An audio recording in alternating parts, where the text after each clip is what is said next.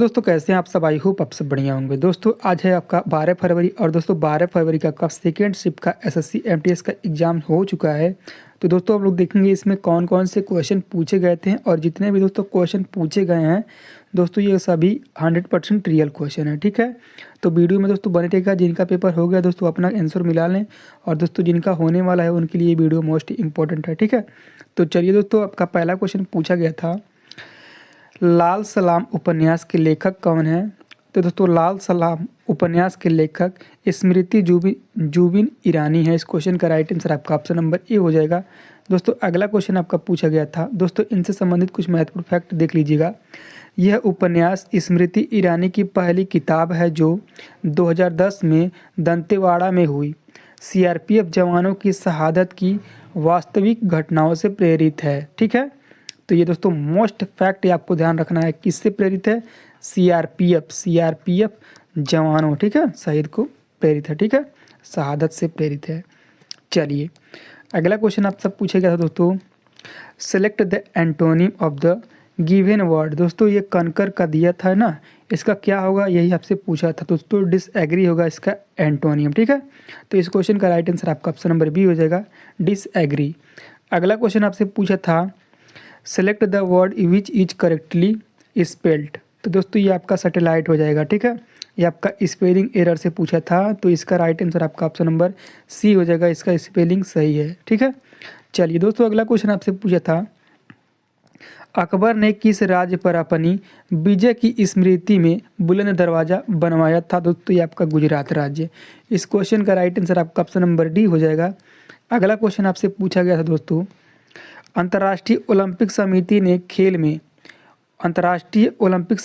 खेल में डोपिंग पर पहला विश्व सम्मेलन किस वर्ष में आयोजित किया था, है ना। तो दोस्तों ये आपका 1999 में किया था।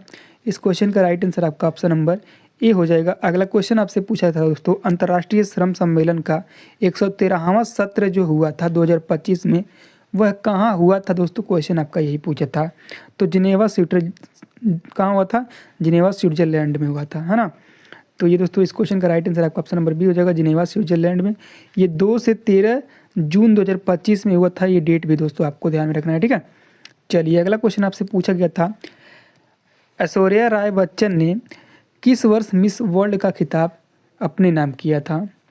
तो किस वर्ष दोस्तों, 1994 में। ठीक है, क्या 1994 में दोस्तों ऐश्वर्या राय ने अपने नाम मिस वर्ल्ड का खिताब हासिल किया था, है ना। चलिए अगला क्वेश्चन आपसे पूछा गया था दोस्तों, भारतीय संविधान के अनुसार एक वर्ष में संसद की कम से कम कितने सत्र आयोजित होने अनिवार्य होते हैं। तो दोस्तों आपके कितने सत्र अनिवार्य होते हैं, तो आपके 2 सत्र अनिवार्य होते हैं। तो इस क्वेश्चन का राइट आंसर आपका ऑप्शन नंबर डी हो जाएगा। दोस्तों अगला क्वेश्चन आपसे पूछा गया था, निम्नलिखित में से किस निम्नलिखित में से किस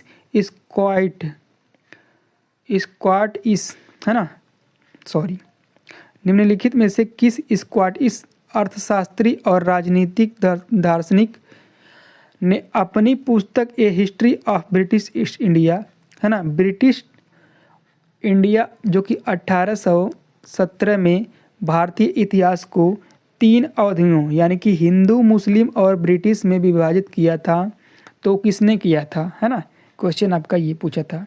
ठीक है, तो किसने किया था दोस्तों, बताइएगा। इस क्वेश्चन का राइट आंसर आपका क्या होगा, तो ऑप्शन नंबर ए हो जाएगा दोस्तों। किसने किया था, जेम्स मिल ने किया था, है ना, जेम्स मिल ने किया था। इस क्वेश्चन का राइट आंसर हो जाएगा आपका। अगला क्वेश्चन आपका पूछा था, प्लेंटी लाइन और फ्री थ्रो।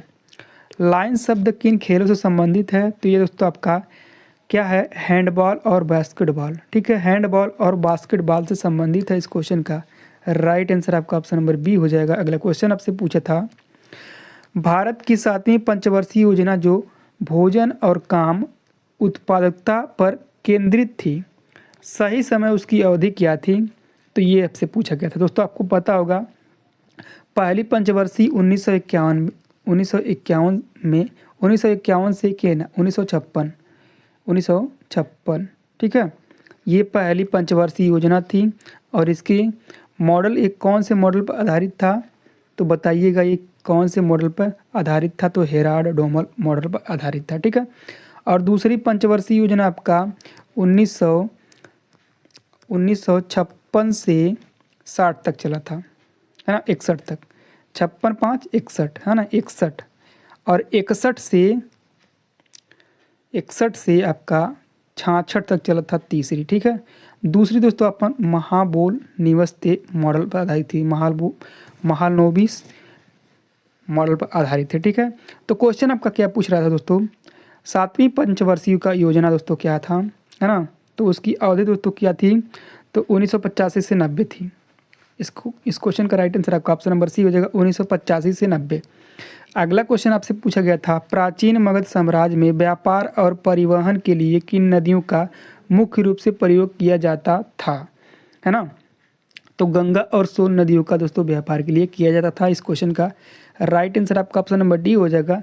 गंगा यह उत्तरी भारत की मुख्य व्यापार मार्ग थी, सोन नदी यह मगध के पश्चिमी में बहती थी और सुरक्षा के साथ साथ व्यापारिक मार्ग भी प्रदान करती थी, ठीक है। चलिए दोस्तों, अगला क्वेश्चन आपसे पूछा गया था, किडनी की संरचना जिसे विकृवि कहते हैं, है ना, किडनी को क्या कहते हैं? विकृवि, ठीक है। किडनी की संरचनात्मक और कार्यात्मक इकाई क्या है? तो ये आपका नेफ्रॉन है। इस क्वेश्चन का राइट आंसर आपका ऑप्शन नंबर ए हो जाएगा। अगला क्वेश्चन आपसे पूछा गया था, दैनिक जीवन में घर्षण का उदाहरण निम्नलिखित में से कौन सा है? तो ये आपका मशीनों की पुर्जों का घिसना, है ना, क्या है दोस्तों? इस क्वेश्चन का राइट आंसर क्या हो जाएगा दोस्तों, बताइएगा। दोस्तों ये सभी सही लग रहे हैं ना, जूते के तलों का घिसना, मशीनों की पुर्जों का घिसना, हथेलियों को रगड़ने पर उत्पन्न ऊष्मा। तो ये इस क्वेश्चन का राइट आंसर आपका ऑप्शन नंबर डी हो जाएगा, उपरोक्त सभी। चलिए अगला क्वेश्चन आपसे पूछा गया था, एक निश्चित समय में किसी वस्तु द्वारा तय की गई दूरी क्या कहलाती है? तो सभी को पता ये चाल कहलाती है। इस क्वेश्चन का राइट आंसर आपका ऑप्शन नंबर सी हो जाएगा। अगला क्वेश्चन आपसे पूछा गया था दोस्तों, 2025 में भारत के मराठा सैन्य परिदृश्य को शामिल करने के बाद भारत में कुल यूनेस्को विश्व धरोहर स्थल कितने हो गए हैं? तो ये 44, है ना। इस क्वेश्चन का राइट आंसर आपका ऑप्शन नंबर डी होगा, 44। अगला क्वेश्चन आपसे पूछा गया था दोस्तों, काकरापार परमाणु ऊर्जा संयंत्र है ना, केंद्र भारत के किस राज्य में स्थित है? ये दोस्तों पिछले शिफ्टों में भी क्वेश्चन पूछा गया था ये, ठीक है ना। ये 6 के शिफ्टों में शायद क्वेश्चन पूछा गया था, ठीक है, ये रिपीटेड क्वेश्चन है। तो इस क्वेश्चन का राइट आंसर क्या हो जाएगा दोस्तों, बताइएगा जी। गुजरात। इस क्वेश्चन का राइट आंसर आपका गुजरात हो जाएगा। अगला क्वेश्चन आपसे पूछा गया था, select the most appropriated antonym of the given word. तो दोस्तों इंटररूप्ट का ये आपको एंटोनियम बताना है, तो क्या हो जाएगा दोस्तों, बताइएगा।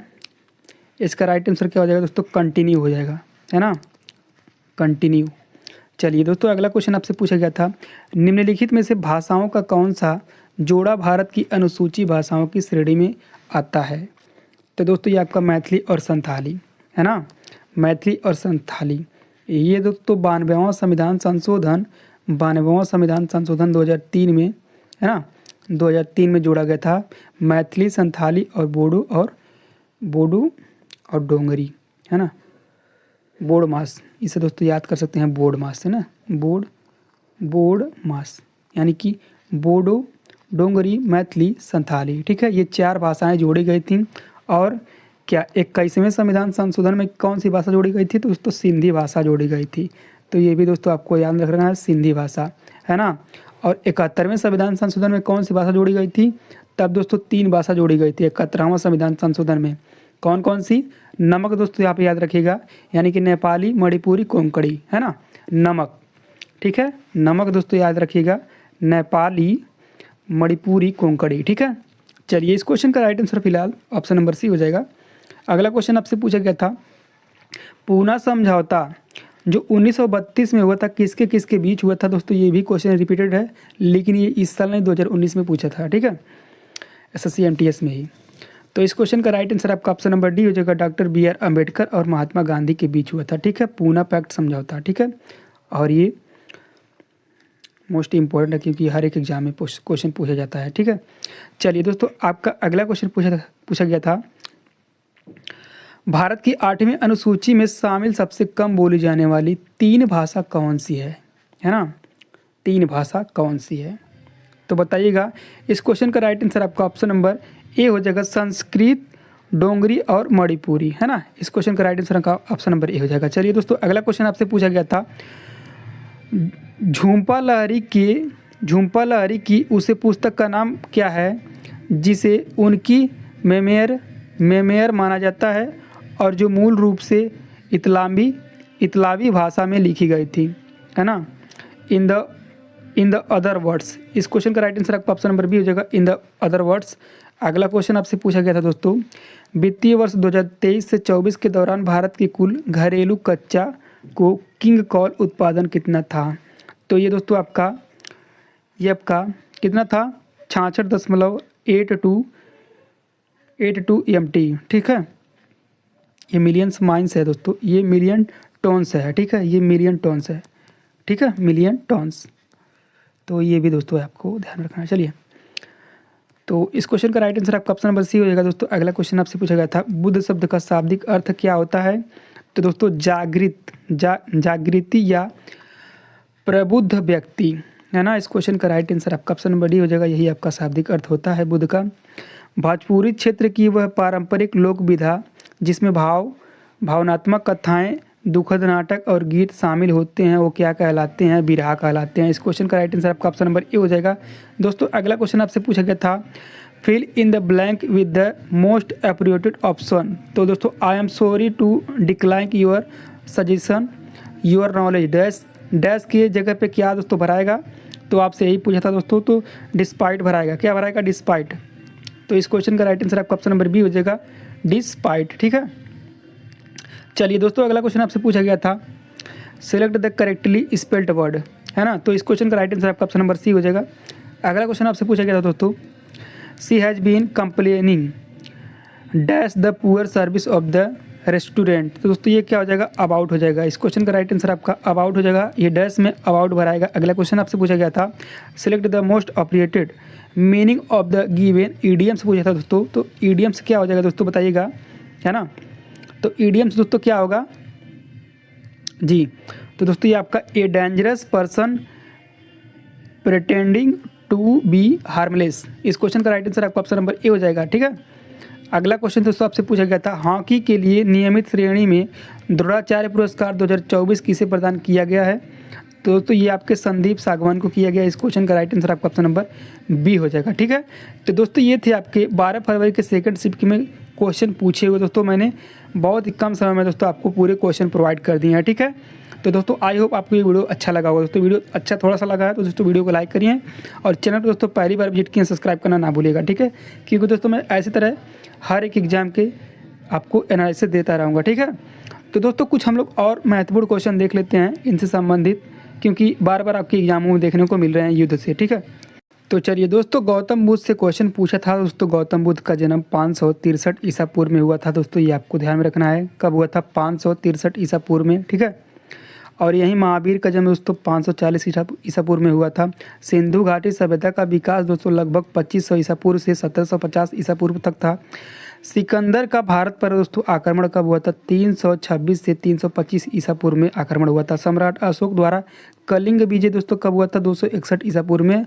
और इसके दोस्तों विजय के बाद दोस्तों इन्होंने बौद्ध धर्म अपना लिया। तो दोस्तों, ये भी आपको ध्यान रखना है। पूछेगा क्वेश्चन आपसे कि अशोक ने किस युद्ध के बाद बौद्ध धर्म अपना लिया? तो दोस्तों, आपका राइट आंसर क्या हो जाएगा दोस्तों? कलिंग युद्ध के बाद, ठीक है।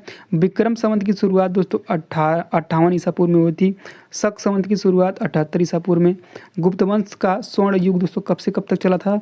तो 320 ईसा पूर्व, 320 ईस्वी से 520 ईस्वी, ठीक है, 550, ठीक है। अगला आपका है, फायाहन की भारत यात्रा पर दोस्तों कब आया था? तो 405 से 11, ठीक है। तो ये भी दोस्तों आपको याद रखना है। हर्षवर्धन का शासनकाल दोस्तों 606 से 647 ईसा पूर्व, ठीक है। हैंसांग की भारत यात्रा दोस्तों कब आया था? 630 में। वास्को डी गामा भारत कब आया था दोस्तों? ये आपका 1498 में आया था। प्लासी का युद्ध कब हुआ था? 1757 में। पानीपत का तृतीय युद्ध 1761 में हुआ था। बक्सर का बक्सर का युद्ध दोस्तों 1764 में हुआ था। प्रथम आंग्ल मैसूर युद्ध कब हुआ था? 1776 से 69 में हुआ था। द्वितीय आंग्ल मैसूर युद्ध कब हुआ था? 1780 से 84 में हुआ था। तृतीय आपका कब हुआ था? तो 1790 से 92 में हुआ था। चतुर्थ आंग्ल मैसूर युद्ध कब हुआ था?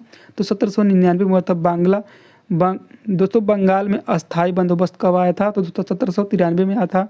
1857 का स्वतंत्रता संग्राम क्या था दोस्तों? 1857। ठीक है, तो इतने दोस्तों आपको ध्यान में रखना है। ठीक है, मुस्लिम लीग की स्थापना कब हुई थी? तो 1906 में हुई थी।